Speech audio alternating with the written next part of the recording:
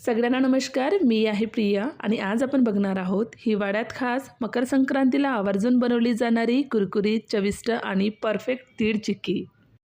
तर ही चिक्की खूपच सोप्या पद्धतीने अगदी कमी साहित्य वापरून आणि नवशिक्यांनाही जमेल अशी, न फार कडक होते न फार मऊ होते, अगदी बाजारात मिळते तशीच एकदम परफेक्ट। चला तर मग वेळ न घेता तीळ चिक्कीच्या रेसिपीला सुरुवात करूया।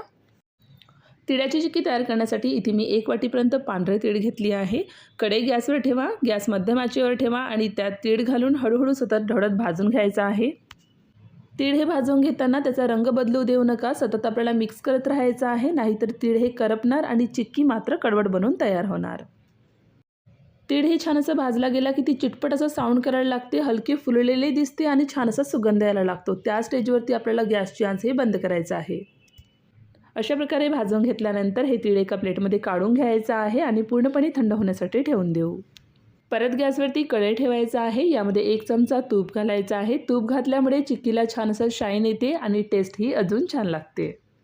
आता यामध्ये 1 वाटीपर्यंत गूळ घालायचा आहे। तर इथे मी 1 वाटी तिळासाठी 1 वाटीपर्यंत गूळ हे घेतली आहे। इथे गॅसची आंच कमी ते मध्यम ठेवायचा आहे। एकसारखं मिक्स करत गूळला हळूहळू वितळून घ्यायचं आहे। गूळ हे वितळेपर्यंत दुसरीकडे पाटावर, प्लेटवर किंवा बटर पेपरला तूप लावून घ्यायचं आहे। जर तुम्ही पहिल्यांदा चिक्की करत असाल तर आधीच पाटावर थोडंसं तूप लावून घ्या, त्यामुळे चिक्की लगेच सुटते आणि पाटाला चिकटत नाही। तर असं आधीच आपल्याला पाटावरती तूप लावून हे ठेवायचं आहे। आता दुसरीकडे गूळ देखील पूर्णपणे वितळला गेला आहे। गूळ हे वितळल्यानंतर यामध्ये पाव चमचा वेलची पूड घालायचा आहे। गूळ पूर्ण वितळल्यानंतर तो छान फेसाळतो आणि थोडा घट्ट तयार होतो। तर इथे आपल्याला गुळाचा पाक तयार करून घ्यायचा आहे। तर पाक तयार झाला आहे की नाही हे चेक करण्यासाठी थोडा पाक पाण्यात टाका। जर पाक पाण्यात टाकल्यानंतर लगेच कडक होऊन तुटला तर पाक तयार झाला समजावा। पाक हे पाण्यात टाकल्यानंतर थोडंसं थंड झाल्यानंतर 2 बोटात घेऊन बघा। हे बघा, इथे पाक तयार झालेला नाही। परत 30 सेकंदापर्यंत आपण हे मिक्स करून घ्यायचं आहे।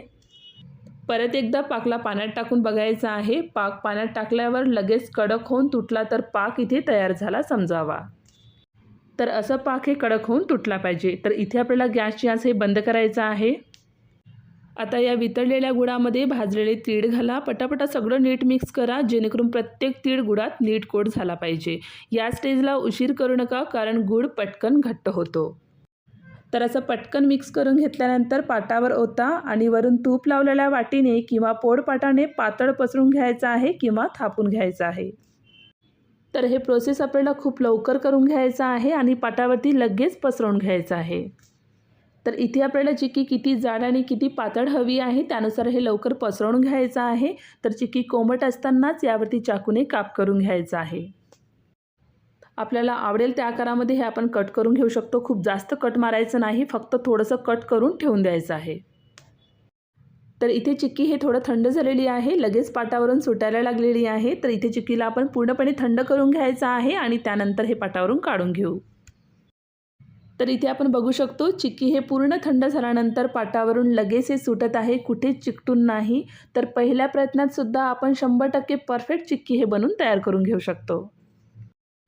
तर हे बघा, एकदम सोप्या पद्धतीने आपली घरची स्वच्छ आणि चविष्ट तिळाची चिक्की इथे बनून तयार आहे।